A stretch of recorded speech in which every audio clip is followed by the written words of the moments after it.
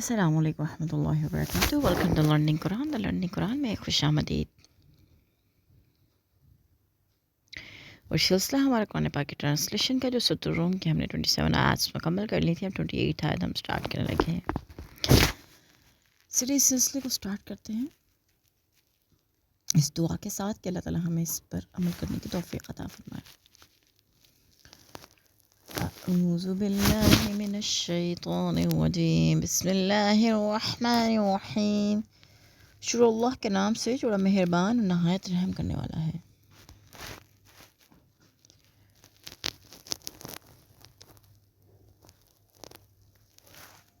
ضرب اس نے بیان کی لکم تمہارے لیے مثلا ایک مثال. من سے انفسکم تمہاری جانیں. لکم کہ تمہارے لیے من سے ما ملکت جو مالک ہوئے. ایمانکم تمہارے دائیں ہاتھ. من شرکاء کوئی شریک. فی میں ما رزقناکم جو ہم نے تمہیں رزق دیا. فانتم سوتا کہ تم فی اس میں سواء برابر. تخافونہم کیا تم ان سے ڈرتے ہو. کخیفاتکم جیسے تم ڈرتے ہو. انفسکم اپنی جانیں اپنوں سے. کذالک اسی طرح نفصل ہم کھول کر بیان کرتے ہیں الآیات نشانیاں. لقوم یعقلون عقل والوں کے لیے.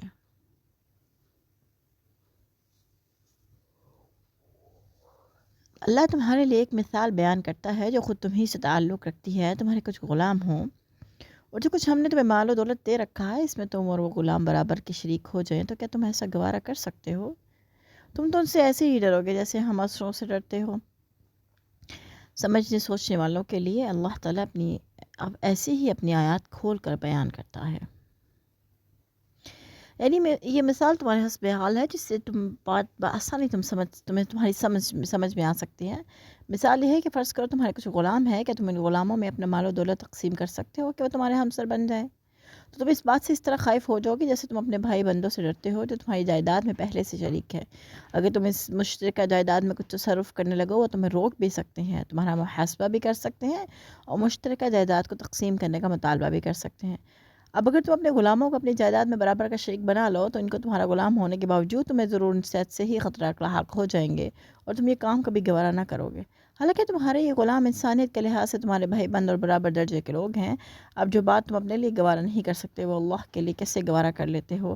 اللہ کی مخلوق کو جو نوح کے لحاظ سے بھی اس کے مساوی نہیں بلکہ اس کی مخلوق و مملوک ہے. اللہ کے اختیارات میں شریک قرار دے دیا جائے یہ کیسی دھاندلی کی تقسیم ہے. بلکہ پیروی کی الذین ظالموا جنہوں نے ظلم کیا اہواءہم اپنی خواہشات بغیر علم کے بغیر. فمن یہدی تو کون ہدایت دے گا. من جسے اضل اللہ گمراہ کرے اللہ. وما اور نہیں لہم ان کے لیے من کوئی ناصرین مددگار. بلکہ حقیقت یہ ہے کہ ان ظالموں نے بغیر علم کے اپنی خواہشات کی پیروی کر رکھی ہے. پیچھے جسے اللہ نے گمراہ کر دیا اسے کون راہ راست پر لا سکتا ہے اور ان کا کوئی مددگار بھی نہ ہوگا. بات یہ نہیں تھی کہ ان مشرکوں کو حقیقت کی سمجھ نہیں آتے بلکہ شرک کے اس دھندے میں ان کے بہت سے دینی مفادات وابستہ ہیں. فاقم پس سیدھا رکھو تم وجہ کا اپنا چہرہ للدین دین کے لیے حنیفاً یکرخ ہو کر فطرت اللہ کی. اللہ تی جو فطر الناس لوگوں کو پیدا کیا اس نے علیہ اس پر. لا تبدیلی نہیں لخلق اللہ اللہ کی خلق میں. ذالک یہ الدین القیم دین سیدھا. ولکن اور لیکن اکثر الناس اکثر لوگ لا یعلمون وہ جانتے نہیں. لہٰذا نبی یکسو ہو کر اپنا رخ دین پر مرتکز کر دو. یہی فطرت الہی ہے جس پر اس نے لوگوں کو پیدا کیا ہے. اللہ کی اس خلقت میں کوئی رد و بدل نہیں ہو سکتا. یہی درست دین ہے لیکن اکثر لوگ نہیں جانتے. یعنی جب یہ بات واضح ہو چکی مشرکین اپنے حق پہ ایسی تقسیم بات گوارا نہیں کرتے پھر بھی اگر اللہ کے مخلوق کو اس کا شریک بنا ڈالے تو اس سے بڑی دھاندلی کوئی نہیں ہو سکتی.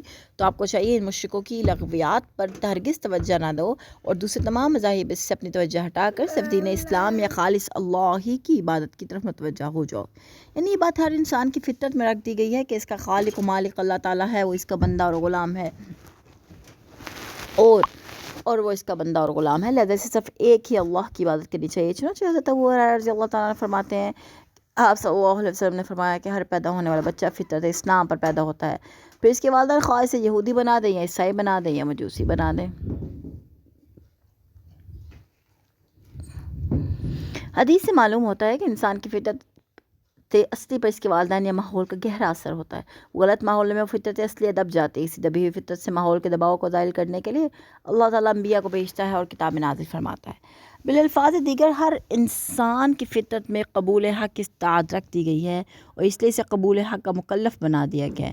مثلاً اگر فرعون ابو جہل کی فطرت میں یہ استعداد اور صلاحیت ہی موجود نہ ہوتی تو انہیں حق کی طرف دعوت دینا ہی بے معنی ہوتا۔ اس جملے کے دو مطلب ہو سکتے ہیں، یہ کہ اللہ نے انسان کو جس فطرت پہ پیدا کیا ہے اس میں کوئی تبدیلی نہیں ہو سکتی، معبود صرف اللہ تعالیٰ ہے اور اس کے ساتھ دوسروں کو بھی معبود نہیں بنایا جا سکتا، اور انسان عبد اور غلام ہے، اسے کسی طرح یہ سزاوار نہیں کہ وہ اللہ کا نافرمان اور سرکش ہو جائے یا خود ہی معبود بن بیٹھے۔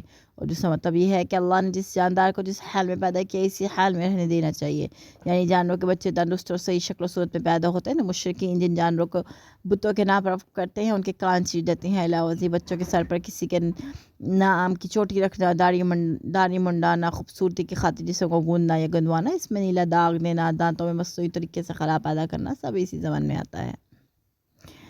دین اسلام یہ سیدھا دین کیا ہے؟ چند موٹی موٹی اور سیدھی سادی باتیں جنہیں سب مذہب والے یکساں تسلیم کرتے ہیں، اور وہ باتیں یہ ہیں کہ اللہ ہی سب کا خالق ہے، مالک ہے، حاکم ہے، وہ اپنی ذات میں یکتا ہے، اس کا کوئی ہمسر نہیں، اس کا سب پر زور رہتا ہے، اس پر کسی کا زور نہیں چلتا، لہذا اسی کی تسبیح کرنا یا نام شبنا چاہیے۔ اسی طرح کسی کی جان و مال کا نقصان پہنچانا، کسی کی عزت پر حملہ کرنا، تہمت لگانا، دوسروں سے دغا فریب کرنا سب برا سمجھتے ہیں۔ سچ بولنا، غریب پر ترس کرنا، حقدار کو اس کا حق پورا ادا کرنا سبھی سے بہتر سمجھتے ہیں اور اس کی تلقین کرتے ہیں۔ یہی سچا دین ہے اور جسے ہر انسان کی فطرت پہ ودیت کر دیا گیا ہے، اور انہی فطرت امور کو پیغمبر یاد دلاتے رہے ہیں۔ منیبین رجوع کرنے والے الیہ، اس کی طرف، واتقوا اور تم ڈرو اس سے، واقیموا الصلاۃ اور نماز قائم کرو، ولا تکونوا اور نہ ہو تم من المشرکین شرک کرنے والوں میں سے۔ اسی کی طرف رجوع کرتے ہوئے اس بات پر قائم ہو جاؤ اور اس سے ڈرتے رہو اور نماز قائم کرو اور مشرکوں سے نہ رہو۔ لہذا جس نے بھی اس فطری دین کے خلاف کوئی غلط طرز عمل اختیار کر رکھا ہے، اسے چاہیے کوئی اسی فطری دین کی طرف لوٹ آئے اور اللہ کی نافرمانی اور سرکشی سے ڈر جائے، اور سب سے بڑی سرکشی اللہ کے حقوق اور بندوں کے حقوق کو پامال کرنا ہے۔ سب سے بڑی سرکشی اللہ کے حقوق اور بندوں کے حقوق کو پامال کرنا ہے، اور جو کہ اللہ سے ڈرنا ایک قلبی عمل ہے، لہذا اس سب کے اظہار کے لیے نماز کو ہمیشگی سے ادا کرتے رہو، اس سے تمہیں مزید تقویٰ پیدا ہوگا۔ من الذین، ان میں سے الذین جنہوں نے فرقوا ٹکڑے ٹکڑے کر دیا، دینہم اپنا دین، وکانوا ہو گئے شیعام فرقے، کل حزب سب گروہ، بما اس پر لدیہم ان کے پاس، فارحون خوش ہیں۔ جنہوں نے اپنا دین الگ کر لیا اور گروہوں میں بٹ گئے، ہر گروہ کے پاس جو کچھ ہے وہ اسی میں مگن ہے۔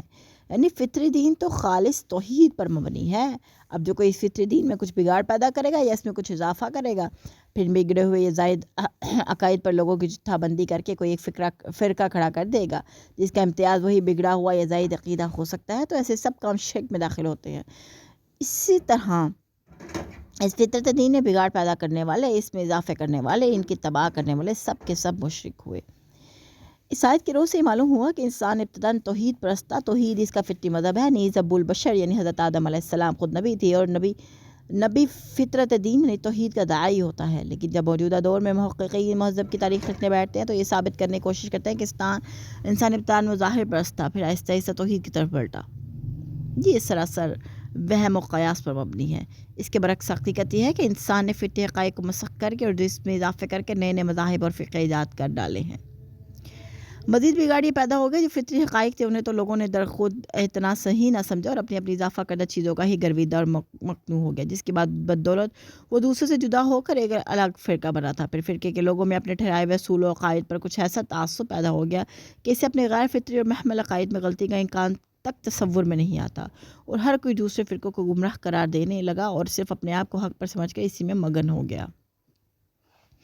وَإِذَا، اور جب مَسَّ النَّاسِ پہنچتی ہے لوگوں کو، ضرور ان کو تکلیف داؤ، وہ پکارتے ہیں ربہم اپنے رب کو، منیبین رجوع کرتے ہوئے الیہ اس کی طرف، ثم اذا پھر جب اذاقہم وہ ان کو چکھا دیتا ہے، منہم اپنی طرف سے، رحمت اذا ناگہاں، فریق ایک گروہ، منہم ان میں سے، بربہم اپنے رب کے ساتھ، یشرکون شرک کرنے لگتے ہیں۔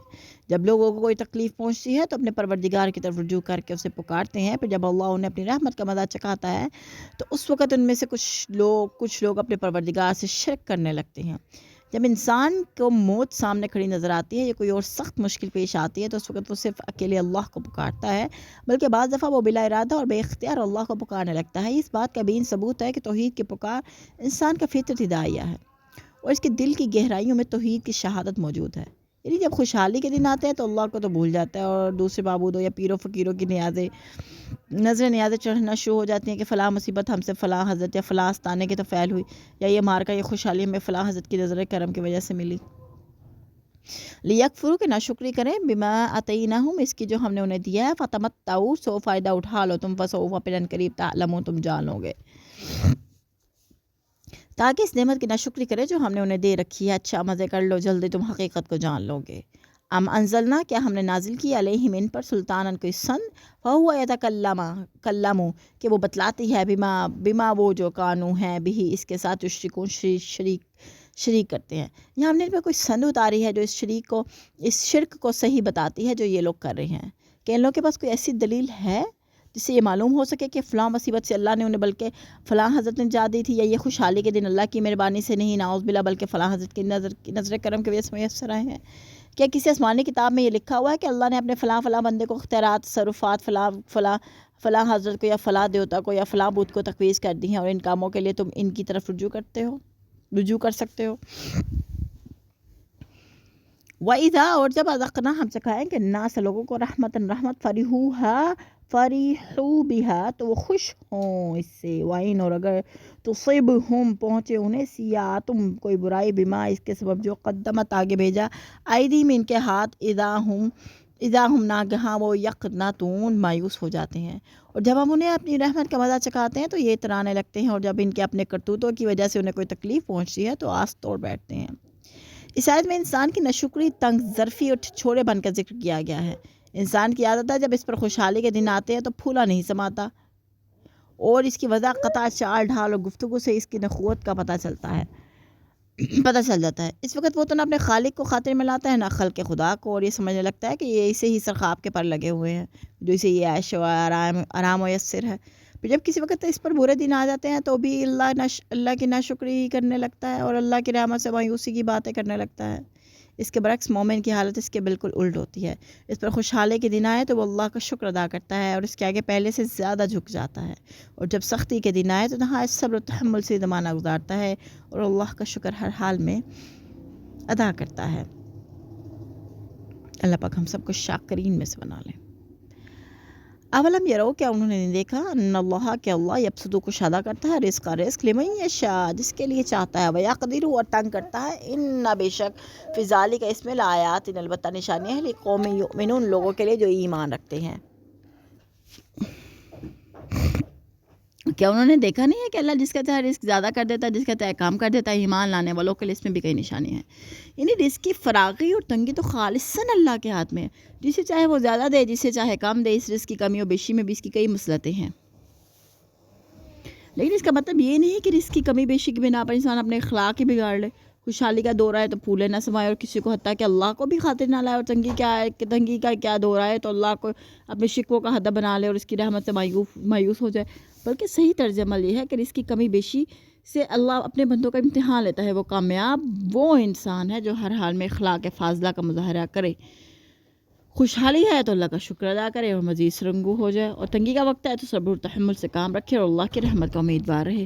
یہ اخلاق فاضلہ بذات خود اللہ کی ایسی نعمت ہے جو نہ کسی کافر و مشرک کو میسر آ سکتی ہے، نہ کسی دوہریے کو، یہ صرف اسے میسر آتی ہے جو صرف اللہ ہی پر توکل کرتا ہے۔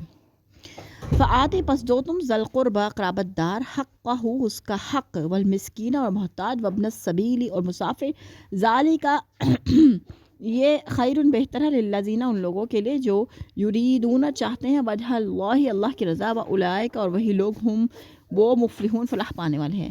اے مسلمانوں اپنے قرابت داروں کو، مسکین اور مسافر کو اس کا حق دو، یہ بات ان لوگوں کے لیے بہتر ہے جو اللہ کی رضا چاہتے ہیں، اور یہی لوگ کامیاب ہوں گے۔ اللہ تعالیٰ نے یہ نہیں فرمایا کہ قرابت داروں کو، محتاجوں کو اور مساروں کو بطور صدقہ خیرات کو دے دیا کرو، بلکہ یوں فرمایا کہ ان کا حق انہیں ادا کرو۔ اس لفظ کو اللہ تعالیٰ نے قرآن کریم میں متعدد مقامات پر دہرایا ہے، جس کا واضح مطلب یہ ہے کہ تمہارے اموال میں سے ان قرابت داروں محتاجوں کا جو کا رزق بھی آ گیا ہے، لہذا ان کا حق انہیں ادا کرو، اور اس کی ادائیگی میں تمہاری ان پر کچھ احسان نہ ہوگا بلکہ تمہارے سر سے تمہارا اپنا بوجھ اترے گا۔ بعض علماء کہتے ہیں کہ قرابت داروں سے مراد وہ رشتہ دار ہیں جن سے نکاح حرام ہے، لیکن اس صراحت کا کوئی خاص فائدہ معلوم نہیں ہوتا، کیونکہ ہر شخص اپنے ناتے والوں کو خوب جانتا ہے، اور سب رشتہ دار تو حقدار نہیں ہوتے بلکہ وہ حقدار ہیں جو محتاج ہوں۔ گویا سب سے پہلے وہ محتاج حقدار ہیں جو رشتہ دار ہوں، اس کے بعد عام محتاجوں کی باری آئے گی، اور مسافر جب راستے میں محتاج ہو جائے تو وہ بھی حقدار ہے، خواہ وہ اپنے گھر سے کتنا ہی امیر کیوں نہ ہو۔ اب دیکھیے، جس معاشرے میں ہر انسان کو ان مقصورہ حقداروں کا حق ادا کرتا رہے، اس معاشرے میں کوئی شخص مفلس و کلاش رہ سکتا ہے۔ مطلب یہ ہے کہ جو لوگ مذکورہ حقوق ادا نہیں کرتے وہ فلاح نہیں پا سکتے۔ فلاح صرف وہ پا سکتے ہیں جو مذکورہ حقداروں کو ان کے حقوق ادا کریں اور اللہ کی رضامندی کے لیے ادا کریں، ان پر احسان رکھ کر نہ کریں، نہ ان سے کسی قسم کے شکریہ بدلے کے طلبگار ہوں۔ لوگ کہتے ہیں وما، اور جو آتی تم دو من سے ربن سود لیربوا، تاکہ بڑھے فی میں اموالی مال الناس لوگ، فلا یربو، تو نہیں بڑھتا عند اللہ اللہ کے ہاں، وما آتیتم، اور جو تم دو من زکات، ان زکات سے، تریدون چاہتے ہوئے وجہ اللہ اللہ کی رضا، فاولئک، تو وہی لوگ، ہم وہ مضعفون، چند در چند کرنے والے ہیں۔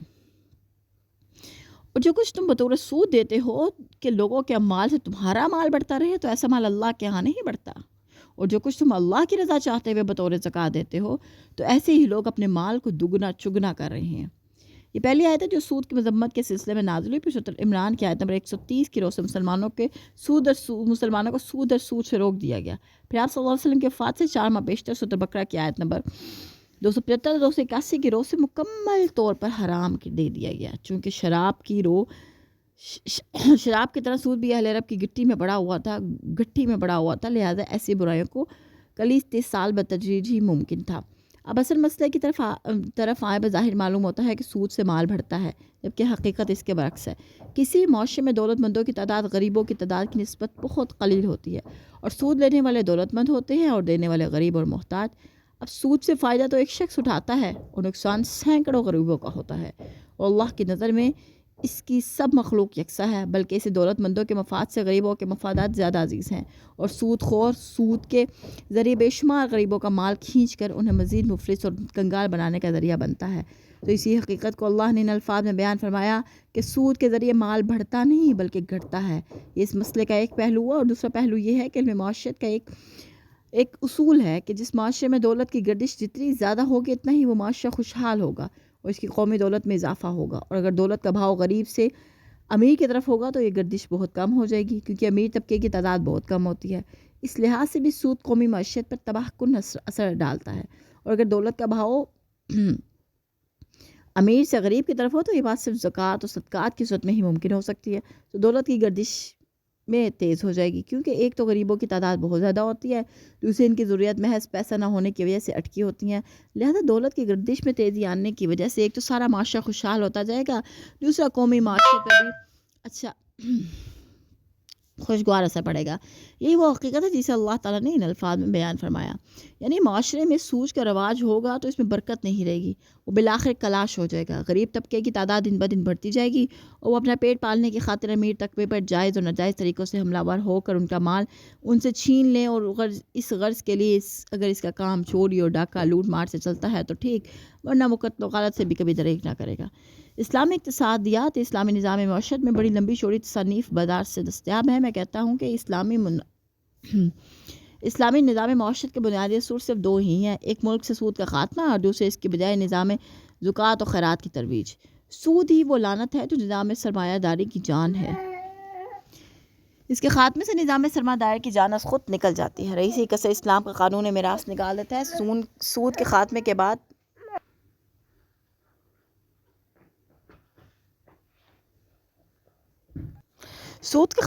جب نظام زکوٰۃ و صدقات اس کی جگہ لے لیتا ہے تو طبقاتی نظام خود ختم ہو جاتی ہے اور معاشرہ خوشحال بن جاتا ہے۔ اس کو سمجھنے کے لیے معاشیات کی کتابیں پڑھنے اور اس کے اصول سمجھنے کی ضرورت نہیں، بلکہ صرف تجربے کی ضرورت ہے، اور تجربہ ہر انسان کم از کم اپنے خاندان میں کر کے اس کے ثمرات و برکات کو خود مطالعہ کر سکتا ہے۔ اگر اتنے چھوٹے پیمانے پر سود کا خاتمہ اور زکوٰۃ و خیرات کی تجویز پورے ثمرات تو حاصل نہیں ہو سکتا، ہم ایسے خاندان کی حالت پہلے سے بدرجہ بہتر ہو سکتی ہے۔ غریب کی امیر سے نفرت، حسد و کینہ وغیرہ جیسے قبیح جذبات مانند پڑ جاتے ہیں اور ان کی جگہ مروت، ہمدردی اور اخوت جیسی اعلیٰ قدریں پیدا ہونے لگتی ہیں، جس سے ایک طرف تو معاشرے میں کشیدگی کے بجائے محبت کی فضا پیدا ہوتی ہے، دوسری دولت کے ناہموار تقسیم میں خصوصی کمی واقع ہو جاتی ہے، جس سے معاشرے کے ہر فرد کو کم از کم بنیادی ضرورت مہیا ہوتی رہتی ہے۔ اچھا، اس کا ایک مطلب تو یہ ہے، آیت کا سیکنڈ پارٹ ہے، تو ایسے ہی لوگ اپنے مال کو دگنا چگنا کر رہے ہیں۔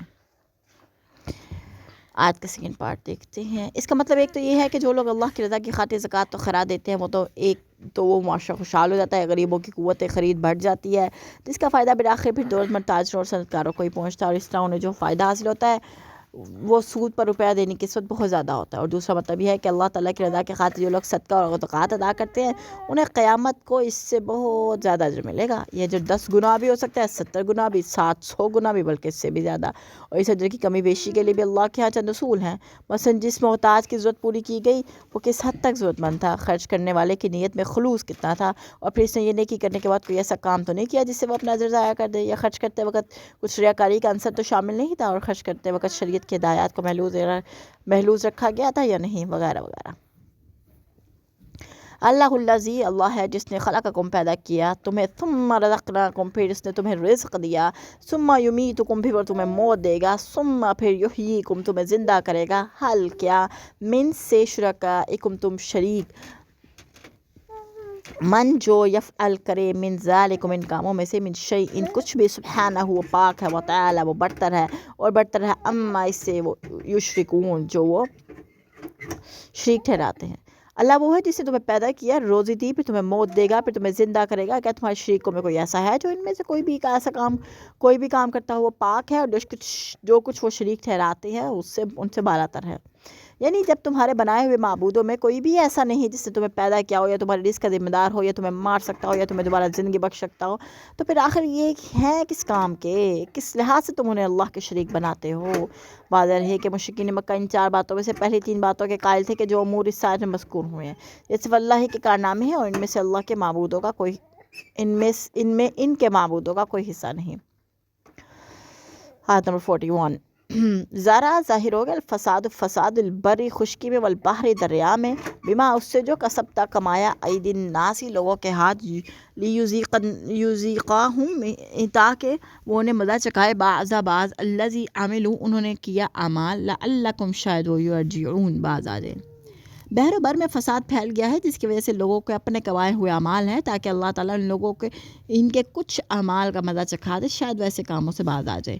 یا بحر و بر سے مراد پورا مشرق وسطیٰ بھی ہو سکتا ہے، جو ان دنوں روم اور فارس کی جنگوں کی وجہ سے ظلم اور فساد کی آماجگاہ بنا ہوا تھا، اور عرب کا علاقہ بھی، کیونکہ اکثر عربی قبائل کا پیشہ ہی مار دھاڑ، لوٹ کھسوٹ اور قتل و غارت تھا، اور اس فساد سے محفوظ اگر کوئی جگہ تھی تو وہ صرف حرم مکہ کی حدود تھیں، اور اس ظلم و فساد و طغیانی کی اصل وجہ یہ تھی کہ وہ لوگ نہ بعث سے بعد الموت کے قائل تھے، اور اللہ کے حضور پیش ہو کر اپنے اعمال کی جواب دہی اور جزا اور سزا کے، لہذا ہر شخص اپنی ذاتی اور دینی مفاد کی خاطر دوسروں کے حقوق پر ڈاکہ ڈالنے کے لیے ہر وقت مستعد رہتا تھا، اور نتیجن یہ سرزمین ظلم و جور سے بھر گئی تھی۔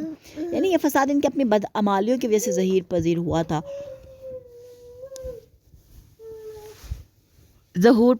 تھا، اور یہ ان کے اعمال کا بدلہ تھا، بلکہ اللہ کی طرف سے تھوڑا سا بدلہ تھا، اور اس تھوڑے سے بدلے سے عام لوگ سخت پریشان تھے، اور ان کے لیے زندگی جیرن بن گئی تھی، اور یہ تھوڑی سی سزا اللہ نے انہیں، یعنی یہ فساد ان کی اپنی بدعمالیوں کی وجہ سے ظہور پذیر ہوا تھا، اور ان کے اعمال کا بدلہ تھا، بلکہ اللہ کی طرف سے تھوڑا سا بدلہ تھا، اور اس تھوڑے سے بدلے سے عام لوگ سخت پریشان تھے، اور ان کے لیے زندگی جیرن بن گئی تھی، اور یہ تھوڑی سی سزا اللہ نے انہیں اس لیے دی کہ شاید اب بھی وہ غور کر کے اس ظلم و فساد کی اصل وجہ تلاش کر لیں، اور اصل دین فطرت کی طرف لوٹ آئے، آخرت کی جواب دہی سے ڈٹ جائے، اور اللہ کے فرما بردار بن جائیں۔ قل سیرو، آپ فرما دیں تم چلو پھرو فی الارض زمین میں، فانظرو پھر دیکھو، کیفا کیسا کانا ہوا عاقبت انجام الذین ان کا جو من قبل پہلے تھے، کانا تھے اکثرہم ان کے اکثر مشرکین شرک کرنے والے۔ آپ ان سے کہیے ذرا زمین پر چل پھر کر تو دیکھو کہ جو لوگ تم سے پہلے تھے ان کا کیا انجام ہوا۔ ان میں اکثر مشرک ہی تھے، یعنی سابقہ قوم کی تباہی کا اصل سبب شرک تھا۔ اب مشرکین میں سے تو اکثر ایسے ہوتے ہیں جو روز آخرت کے منکر ہوتے ہیں، جبکہ مشرکین مکہ کا حال تھا، اور اگر ان کا آخرت پر عقیدہ ہو بھی تو بھی اس عقیدے میں کچھ ایسے اضافے کر لیتے ہیں تو عقیدہ آخرت کے اصل مقصد کو بیکار کر کے رکھ دیتے ہیں۔ مثلا اگر کسی کا عقیدہ یہ ہو کہ ہم قیامت کے دن فلاں حضرت کا دامن پکڑ لیں گے اور ان کے ساتھ جنت میں داخل ہو جائیں گے، یا بس فلاں پیر حضرت کی بیعت کر لی تو ان کی شفاعت سے ہم نجات پا دیں گے، یا فلاں مزار پر جو بہشتی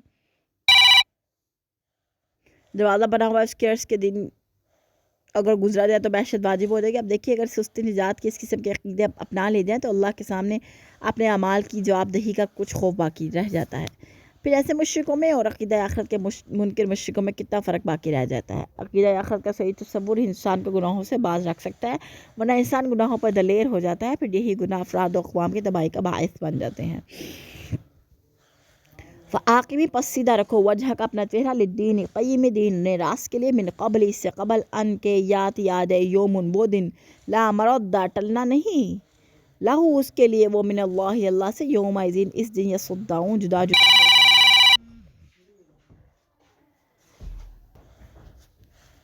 پس اے نبی اپنی توجہ درست اور متوازن دین کی طرف مرکوز کر لیجئے، بیشتر اس کے کہ وہ دن آ جائے جس کی اللہ تعالیٰ کی طرف سے ٹلنے کی کوئی صورت نہیں ہے۔ اس دن لوگ پٹ کر الگ الگ ہو جائیں گے۔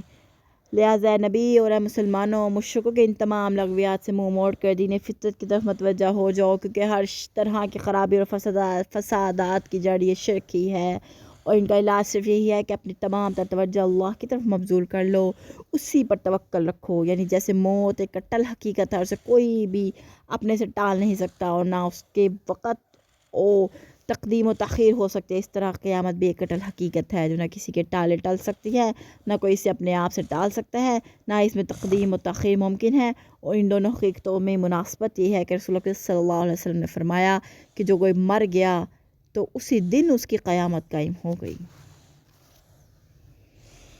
بالالفاظ دیگر اس آیت کا مطلب یہ ہے کہ اپنے مرنے سے پہلے شرک عقائد سے کلتن دستبردار ہو کر دین فطرت کی طرف آ جاؤ۔ یعنی کسی کافر کو یہ مجال نہ ہوگی کہ وہ مسلمانوں کی جماعت میں جا ملے، یا اگر پہلے ملا ہے تو وہیں رہ جائے، بلکہ سب لوگ مجبور ہوں گے کہ اپنے سے تعلق رکھنے والی جماعت میں فوراً شامل ہو جاؤ، اور یہ کام اتنی سرعت سے ہوگا جیسے کوئی اکٹھا مجمع فوراً پھٹ کر کئی حصوں میں بٹ جائے۔ من کفرا جس نے کفر کیا فعلیہ تو اسی پر کفرہ اس کا توکل، ومن عمل اور جس نے کیے صالحا اور جس نے کیے اچھے عمل فلی انفسہم تو وہ اپنے لیے یمحدون سمان کر رہے ہیں۔ جس نے کفر کیا تو اس کا وبال اسی پر ہے، اور جس نے نیک عمل کیے تو وہ اپنی ہی فلاح کی راہ ہموار کر رہے ہیں۔ یجزیہ تاکہ جزا دے وہ اللہ الذین آمنوا ان لوگوں کو جو ایمان لائے، وعملوا الصالحات اور انہوں نے اچھے عمل کیے، من سے فضلہ ہی اپنا فضل، انہ بے شک وہ لا یحب پسند نہیں کرتا الکافرین کافر، تاکہ جو لوگ ایمان لائے اور نیک عمل کرتے رہیں انہیں اپنی مہربانی سے اس کا بدلہ دے دیں، وہ یقیناً کافروں کو پسند نہیں کرتا۔ یعنی ایمان لانے والوں اور نیک لوگوں کو بھی جنت میں داخلہ کسی استحقاق کے بنا پر نہیں ملے گا، بلکہ محض اللہ کے فضل یعنی اصل بدلے سے زائد اجر کے طور پر ملے گا۔ کیونکہ دنیا میں انسان نے اگر اللہ کا شکر ادا کیا یا اس کا فرما بردار بن کر رہا تو اس سے تو اللہ کے سابقہ احسانات کا بدلہ پورا نہیں ہوتا، مزید کیسا۔ ابھی اجر اللہ تعالیٰ اپنے بندوں کو دیں گے تو محض اس لیے کہ انہوں نے جو بھی کام کیے تھے اللہ کی رضا کی خاطر کیے تھے، اور اللہ ان سے راضی ہو کر زائد بدلہ خاص اپنی مہربانی سے جنت کی صورت میں عطا کرے گا۔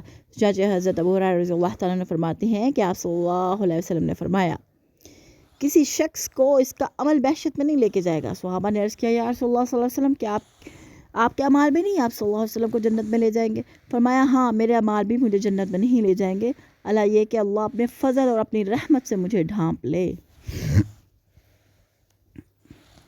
وَمِنْ آیاتی اور اس کی نشانیوں سے ان یرسلا کہ وہ بھیجتا ہے ریاح ہوائیں مبشرات میں خوشخبری دینے والی، وَلِيُذِيقَكُمْ اور تاکہ وہ تمہیں چکھائے من رحمتہ اس سے اپنی رحمت، والی تجریہ اور تاکہ وہ چلے الفلک کشتیاں بھی امرہ اس کے عمل سے، والی تبتغوا اور تاکہ تم فضل تلاش کرو، من سے فضل ہی اس کا فضل اور تاکہ تم تلاش کرو، من فضل ہی اس کا فضل، لعلہم اور تاکہ تم تشکرون شکر ادا کرو۔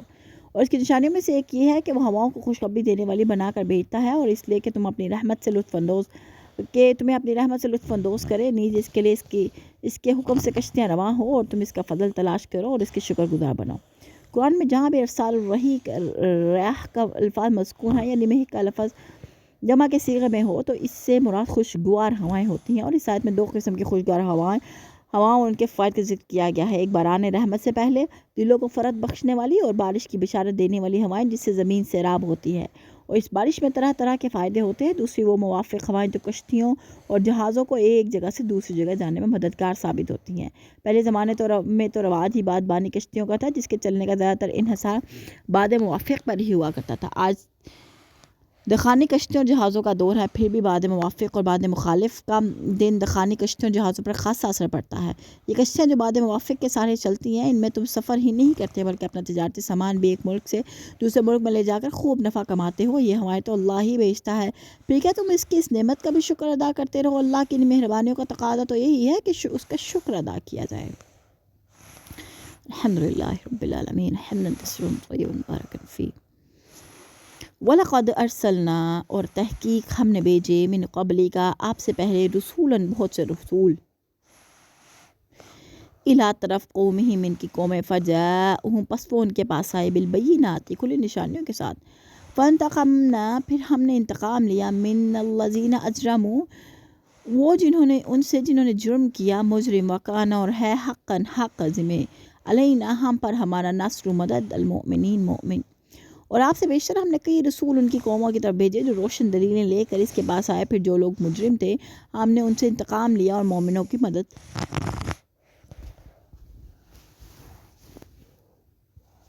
کرنا ہمارا حق تھا۔ وہ روشن دلیلیں کیا تھیں؟ وہ اللہ کی کتاب تھی، رسولوں کی اپنی پاکیزہ سیرت تھی جسے اللہ نے ان کی نبوت کے طور پر پیش کیا۔ پھر نبیوں نے ایک ایسا معاشرہ قائم کیا جو احکام الہی کا چلتا پھرتا عملی نمونہ تھا۔ اللہ کی کتاب میں اللہ کی ہر سو بکھری ہوئی نشانیوں میں غور و فکر کی دعوت دی گئی تھی۔ کتاب کی آیات کائناتی آیات کی تائید کرتی تھیں، اور کائناتی آیات کتاب کی آیات کی تائید کرتی تھیں۔ یہ دونوں قسم کی نشانیاں ایک دوسرے کی تائید و تصدیق کرتی تھیں، پھر بھی لوگ اس نبی پر ایمان نہ لائے اور اکڑ گئے۔ الٹا ایمان لانے والوں پر بڑی ستم ڈھانا شروع کر دیا۔ پھر جب ان کی سرکشی بڑھتی ہی گئی تو ہم نے ایمانداروں کو تو بچا لیا، انہیں بچا لینا ہی ہماری ذمہ داری بھی تھی، اور مجرم لوگوں کو تباہ کر ڈالا۔ اللہ الذی، اور اللہ ہے جو بھیجتا ہے، ریاح، ہوائیں، تثیرو، تو وہ بھارتی ہیں، سحاباً، بادل، فیبسطوہ، پھر وہ بادل پھیلتا ہے، فی السماء، آسمان میں، کیفا، جیسے، یشاء، وہ چاہتا ہے، ویجعلہ، اور وہ اسے کر دیتا ہے کہ صافاً، ٹکڑے ٹکڑے، فترات، پھر تو دیکھے، الودق، میہ، یخرج، نکالتا ہے، من خلالہ، اس کے درمیان سے، فَإِذَا، پھر جب اصاب بہ، وہ اسے پہنچا دیتا ہے، من یشاء، جسے وہ چاہتا ہے، من سے عبادہ، اپنے بندوں، اذا ہم، اچانک وہ، یستبشرون، خوشیاں منانے لگتے ہیں۔ اللہ وہ ہے جو ہوائیں بھیجتا ہے تو وہ بادل کو اٹھا لاتی ہیں، پھر اللہ جسے چاہتا ہے اس بادل کو آسمان میں پھیلا دیتا ہے اور اسے ٹکڑیاں بنا دیتا ہے، پھر تو دیکھتا ہے کہ بارش کے قطرے اس میں سے نکل لاتے ہیں، پھر جب اللہ اپنے بندوں میں سے جن پر چاہے بارش برسا دیتا ہے تو وہ خوش ہو جاتے ہیں۔ اس آیت میں اللہ تعالیٰ نے اپنی کئی نشانیاں فرما دی، مثلا ہوا جو ایک کنکر کا بوجھ بھی برداشت نہیں کر سکتی اور کنکر زمین پر آ پڑتا ہے، مگر یہ ہوا آبی بخارات کو ایک کاغذ کے پرسے کی طرح اپنی دوش پر اٹھائے پھرتے ہیں۔ وہ آبی بخارات، ان میں کروڑوں ٹن پانی موجود ہوتا ہے، اور اس وزن کا اندازہ زمین کے اس رقبے سے لگایا جا سکتا ہے جس میں یہ بارش ہوتی ہے، اور جتنے انچ بارش ہوئی۔ دوسری یہ کہ ان بار بردار ہواؤں کا رخ طبعی طور پر متعین نہیں ہوتا، بلکہ اللہ تعالیٰ جسے خود چاہے اسی طرح موڑ دیتا ہے، اس لیے جہاں چاہتا ہے وہیں بارش ہوتی ہے، دوسرے علاقے میں نہیں ہوتی۔ تیسری یہ کہ جب یہ بارش کسی ایسے ٹھنڈے فضائی علاقے میں پہنچتی ہے جو آبی بخارات کو پھر سے پانی میں منتقل کر سکے، تو وہاں بھی بادلوں کا سارا پانی یک تحت پانی بھر کر زمین پر نہیں پڑتا، بلکہ قطرہ قطرہ بن کر گرتا ہے، حتیٰ کہ اگر برود زیادہ ہو تو بھی وہ قطرے ہی اولے بن کر گرتے ہیں۔ یہ نہیں ہوتا کہ زیادہ سردی کی وجہ سے یک تحت سارا پانی بن کر یک تحت کسی جگہ پر گر پڑے، اور اس میں اللہ کی بہت سی حکمتیں ہیں۔ بارش سے پہلے زمین کا یہ حال تھا کہ دھول اڑتی پھرتی تھی، درختوں کے پتوں پر گرد و غبار پڑا تھا، بارش ہوتی ہے تو درخت دھل جاتے ہیں، زمین لہرانے لگتی ہے، گویا اسے نئی زندگی مل گئی ہو۔ پھر کئی قسم کے جاندار بھی بارش میں پیدا ہو کر بولتے اور چلنے پھرنے لگتے ہیں، ایک بہار آ جاتی ہے جس سے دل مسرور ہو جاتے ہیں، اور ساتھ ہی تمام مخلوق کی روزی کا سامان میسر آنے لگتا ہے، اور انسان جو برسات سے بیشتر مایوسی کا شکار ہو رہا تھا پھر سے خوش ہو کر پھولنے لگتا ہے اور اترانے لگتا ہے۔ وَإِن، اور اگرچہ کانوں تھے، من قبل، اس سے قبل، ان ينزل، کہ وہ نازل ہوں علیہم ان پر من قبل ہی پہلے ہی سے ہی مبسلین البتہ مایوس، حالانکہ وہ اس بارش کے برسنے سے پہلے مایوس ہو چکے تھے۔ فانظر پس تو دیکھ، بس دیکھ تو الی طرف آثار رحمت اللہ، اللہ کی رحمت کے، کیف یحیی وہ کیسے زندہ کرتا ہے الارض زمین بعد موتها اس کے مرنے کے بعد، ان بے شک ذالک وہی لمحیی البتہ زندہ کرنے والا ہے، الموتى مردے، وہوا اور وہ علی پر کل شیء قدیر ہر شے پر قدرت رکھنے والا۔ اب اللہ کی اس رحمت کے نچائج پر غور کیجئے، اب اللہ کی اس رحمت کے نتائج پر غور کیجئے۔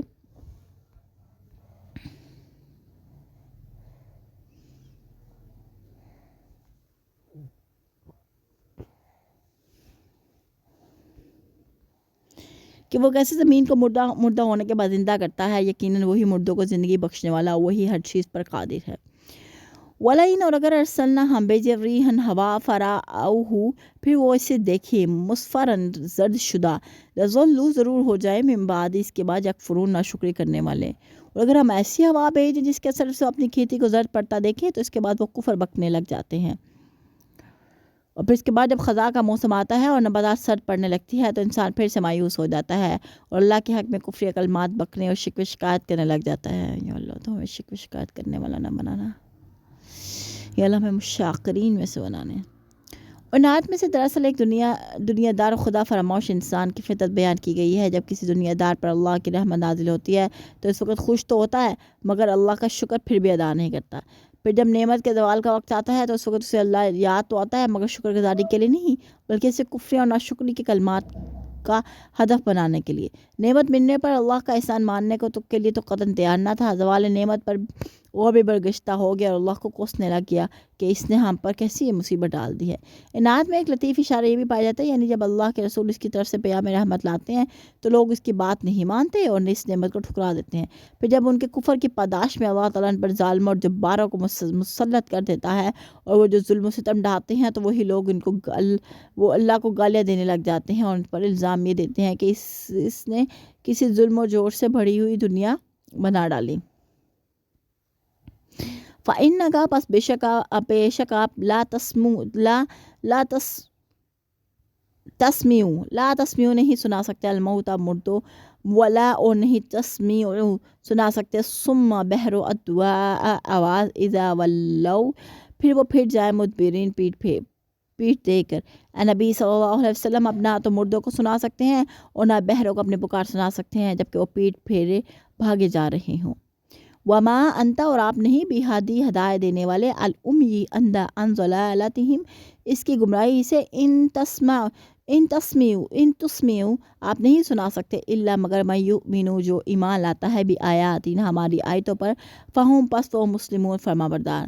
اور نہ ہی آپ اندھوں کو ان کی گمراہی سے نکال کر ہدایت دے سکتے ہیں، آپ تو صرف انہیں سنا سکتے ہیں جو ہماری آیت پر ایمان رکھتے ہیں اور وہ سر تسلیم خم کر دیتے ہیں۔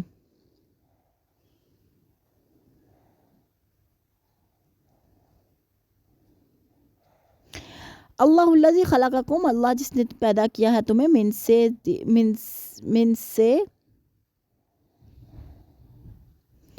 ضعفن کمزوری، ثم پھر جعل اس نے بنا دی من بعد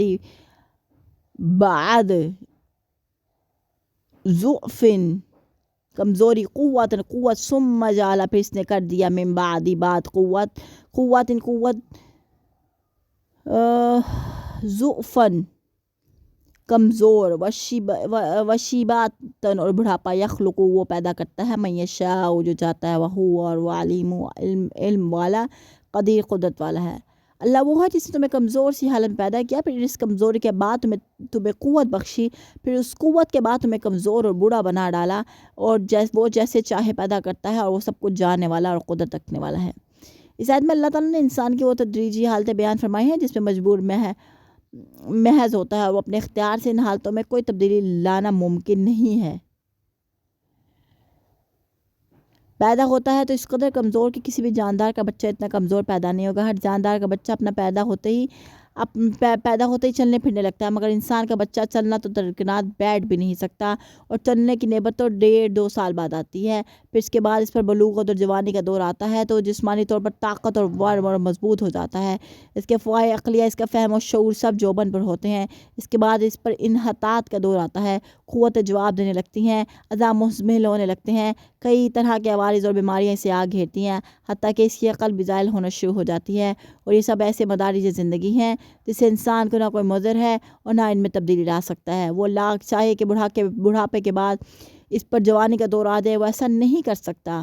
جس تدریج کے ساتھ اللہ اسے ان مراحل سے گزارتا ہے، اسے بہرحال گزرنا پڑتا ہے۔ مزہ 12 مراحل ایسے تھے جو طویل تقاضے تھے، جو سب کے لیے یکساں ہے۔ پھر کچھ ایسے امور ہیں جن میں اللہ تعالیٰ خاص انسانوں کو خاص صفات سے نوازتا ہے۔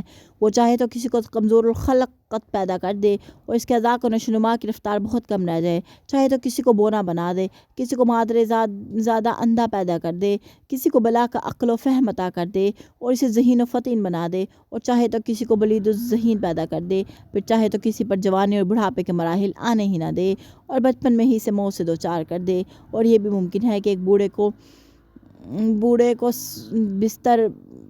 بستر مرگ پر سال ہا سال ایڑیاں رگڑتا رہے مگر اسے موت نہ آئے، اور چاہے تو کسی کو لمبی بھی عمر عطا کرے اور تندرست و صحت یاب بھی رکھے۔ یہ سب امور اللہ ہی کے قبضہ قدرت میں ہیں اور انسان کا ان میں کچھ اختیار نہیں ہے۔ وہ جانتا ہے کہ کس شخص کو کس حال میں رکھنا ہے۔ وَيَوْمَ، اور جس دن تقوم قائم ہوگی ساعت قیامت، یقسم قسم کھائیں گے المجرمون مجرم، لما لبثوا وہ نہیں رہے غیر ساعت ایک گھڑی سے زیادہ، کذالک اس طرح، کانوا ہوتے یؤفکون اونڈے جاتے۔ اور جس دن قیامت قائم ہوگی تو مجھے لوگ قسم کھا کر کہیں گے کہ ہم تو ایک گھڑی سے زیادہ نہیں ٹھہرے تھے، اس طرح وہ دنیا میں بھی غلط اندازے لگایا کرتے تھے۔ یہ مدت دنیا کی بھی ہو سکتی ہے اور عالم برزخ کی بھی، اور دونوں کی بھی ہو سکتی ہے۔ اگر یہ مجرموں کی قبر میں بھی عذاب ہوتا ہے، مگر یہ عذاب آخری عذاب کے مقابلے میں اتنا ہلکا ہوتا ہے کہ مجرم لوگ اس عذاب قبر کو بھی راحت کی گھڑیاں ہی تصور کریں گے۔ قیامت میں اپنا انجام اور اپنے لیے عذاب دیکھ کر قسمیں کھا کر کہیں گے کہ ہم محض ایک گھڑی دنیا میں رہے تھے، کیا ہی اچھا ہوتا کہ اتنا تھوڑا سا وقت ہم اللہ کی فرمانبرداری میں گزار لیتے اور یہ برا دن دیکھنا نصیب نہ ہوتا۔ وہاں تو ان کا یہ اندازہ ہوگا، اور دنیا میں وہ اپنے اندازے لگاتے ہیں اور ایسے کام کرتے ہیں جیسے انہیں اس دنیا میں ہمیشہ کے لیے رہنا ہے۔ اللہ سے بھی غافل ہیں اور اپنی موت سے بھی۔ دنیا میں بھی ان کے اندازے غلط اور سراسر باطل تھے، اور آخرت میں بھی یہی غلط ہی اندازے لگائیں گے۔ وقال، اور کہیں گے الذین، وہ لوگ جنہیں اوت العلم، علم دیا گیا، والایمان، اور ایمان، لقد لبثتم، یقیناً تم کر رہے ہو، فی کتاب اللہ میں مطابق نوشتہ الہی، الا تک یوم البعث، جی اٹھنے کا دن، فہذا، پس یہ ہے یوم البعث، جی اٹھنے کا دن، ولکنکم، اور لیکن تم لا تعلمون، نہ جانتے تھے۔ اور جنہیں علم اور ایمان دیا گیا تھا وہ کہیں گے تم تو اللہ کے نوشتہ کے مطابق روز حشر تک پڑے رہے، سو یہی ہے حشر کا دن، لیکن تم تو اسے حق نہ جانتے تھے۔ ان کی ایسے قسمیں سن کر ایماندار انہیں کہیں گے کہ یہ گھڑی دو گھڑی کا معاملہ نہیں ہے، تم دھوکے میں پڑے ہوئے ہو۔ اللہ کے علم لوح محفوظ کے مطابق تم قیامت کے دن تک ٹھہرے رہے، اور دیکھو یہ آج قیامت کا دن ہے، اور یہ وہی دن ہے جسے تم ماننے کو قطعاً تیار نہ تھے اور تم اسے جاننا چاہتے بھی نہ تھے۔ فَيَوْمَئِذٍ، پس اس دن، لا ينفع، نفع نہ دے گی، الذین، وہ لوگ جو ظالموا، جنہوں نے ظلم کیا، معذرتہم، ان کی معذرت، وَلَهُمْ، اور نہ وہ یستعتبون، راضی کرنا چاہے گا۔ پس اس دن ظالموں کو نہ ان کی معذرت کچھ فائدہ دے گی اور نہ ہی ان سے یہ مطالبہ کیا جائے گا کہ وہ اپنے پروردگار کو راضی کر لیں۔ قیامت کا دن دنیا میں کیے ہوئے اعمال کا بدلے کا دن ہوگا، عذر معذرت کا دن نہیں ہوگا۔ دنیا میں تو انہیں کہا جاتا تھا کہ اللہ سے اپنے گناہوں کی معافی مانگ لو، توبہ استغفار کر لو اور اپنے پروردگار کو راضی اور خوش کر لو، لیکن اس دن ان ظالموں کو یہ بات بھی کوئی نہ کہے گا، کیونکہ عذر معذرت اور توبہ طائب کا وقت صرف دنیا میں ہے اور موت تک ہے۔ وَلَقَدْ ضَرَبْنَا، اور تحقیق ہم نے بیان کی، لِلنَّاسِ، لوگوں کے لیے، فی میں، ھذا القرآن، اس قرآن میں، من کل، ہر قسم، مثلاً مثالیں، وَلَئِن، اور اگر جئتم بآیات، تم لاؤ ان کے پاس کوئی نشانی، لا یقولن، تو ضرور کہیں گے، الذین کفروا، جن لوگوں نے کفر کیا، ان انتم، تم نہیں ہو، الا، مگر، صرف، مبطلون، جھوٹ بناتے ہو۔ ہم نے اس قرآن میں لوگوں کے لیے ہر طرح کی مثالیں بیان کر دی ہیں، اور اگر آپ ان کے پاس کوئی معجزہ بھی لے آئیں تو وہ کافی لوگ یہی کہیں گے کہ تم تو جال سازی کر رہے ہو۔ یعنی موت کے بعد دوسری زندگی میں پیش آنے والے ہر طرح کے حالات سے قرآن کے ذریعے لوگوں کو خبردار کیا کر دیا ہے۔ اب بھی اگر کوئی بدبخت اپنے انجام سے بے خبر رہتا ہے تو اس کی اپنی مرضی ہے۔ اللہ نے تو ہر طرح سے لوگوں پر حجت تمام کر دی ہے، اور ان بدبختوں کی تو یہ حالت ہو چکی ہے کہ آپ انہیں کوئی حسی معجزہ بھی دکھا دیں تو کہنے لگیں گے یہ بھی کوئی شعبدہ اور فریب کاری ہی معلوم ہوتی ہے۔ جیسے پیغمبر اور اس کے پیروکار نے ملی بھگت سے لوگوں کے سامنے پیش کر دیا، اور وہ آپس میں ہی ایک دوسرے کی تائید و توثیق کر کے دوسروں کو الو بنا رہے ہیں۔ قذالی کا اسی طرح یتبع اللہ مہر لگا دیتا ہے اللہ پر قلوب دل اللہ زینہ جو لوگ لا یعلمون سمجھ نہیں رکھتے اسی طرح اللہ تعالیٰ ان لوگوں کے دلوں پر مہر لگا دیتا ہے جو حق بات کو نہیں سمجھتے۔ یعنی جب لوگوں کا بغض و عناد اور ضد اور ہٹ دھرمی اس حد تک پہنچ جاتی ہے کہ وہ اس سچی بات قبول کرنے کو تیار نہ ہو، تو عین یہی وقت ہوتا ہے جب اللہ ایسے لوگوں کے دلوں پر مہر لگا دیتا ہے، جس کا مطلب یہ ہوتا ہے کہ اب ان لوگوں میں حق کو قبول کرنے کی استطاعت ختم ہو چکی ہے۔ فصبر، پس آپ صبر کیجئے، ان بے شک وعد اللہ کا وعدہ حق سچا، ولا یستخفنک، اور وہ ہرگز کسی طور پر سبق نہ کر دیں گے آپ کو الذین جو لوگ لا یوقنون جو یقین نہیں رکھتے۔ لہذا آپ صبر کیجئے، اللہ کا وعدہ سچا ہے، ایسا ہرگز نہ ہوگا جو لوگ یقین نہیں کرتے وہ آپ کو ہلکا بنا دیں۔ اللہ کا یہ وعدہ اس صورت کی آیت نمبر 47 میں گزر چکا ہے۔ یعنی اللہ کی یہ ذمہ داری ہے کہ وہ مومنوں کی مدد کرے۔ آپ کفار کے عذاب پر صبر کیجئے، خود بھی اور مسلمانوں کو بھی صبر و برداشت کی تلقین کیجئے۔ اللہ کا وعدہ اپنے وقت پر پورا ہو کے رہے گا۔ یعنی ان کافروں کے مکاریوں اور سازشوں سے، ان کے مذاق و تمسخر سے، ان اسلام دشمنوں کی کارروائیوں سے، ان کی ایذاؤں اور مظالم سے، ان کے منافقانہ سمجھوتوں کی کوشش سے اور ان کی دھمکیوں سے آپ کے پائے سبات میں ہرگز لغزش نہ آنی چاہیے، اور ان کو اسی بات کا یقین آنا چاہیے کہ آپ اپنے مشن میں صبر اور ثبات کا ایسا عظیم پیکر ہیں جسے کسی کی قیمت پر اپنی جگہ سے نہیں ہلایا جا سکتا۔ آیت نمبر 60 ہم نے مکمل کر لی ہے، یعنی کہ آیت سورۃ روم الحمدللہ ہماری مکمل ہو چکی ہے، 3 رکوع ہم نے مکمل کی ہیں۔ تو سب سے زیادہ خلاصہ جو اس سورت کا ہے وہ یہ ہے کہ اللہ پاک نے شرک سے سختی سے منع فرمایا۔ شرک سب سے بڑا گناہ ہے، اس میں جگہ جگہ اللہ پاک نے شرک سے منع فرمایا۔ شرک سب سے بڑا گناہ ہے۔ اللہ پاک ہم نے جو کچھ پڑھا ہے اس پہ ہمیں سمجھنے کی، اللہ پاک ہمیں ہمارے لیے ہمارے سینوں کو کھول دے، ہمارے دلوں کو کھول دے، اور ہمیں اس پر عمل کرنے کی توفیق عطا فرما دے۔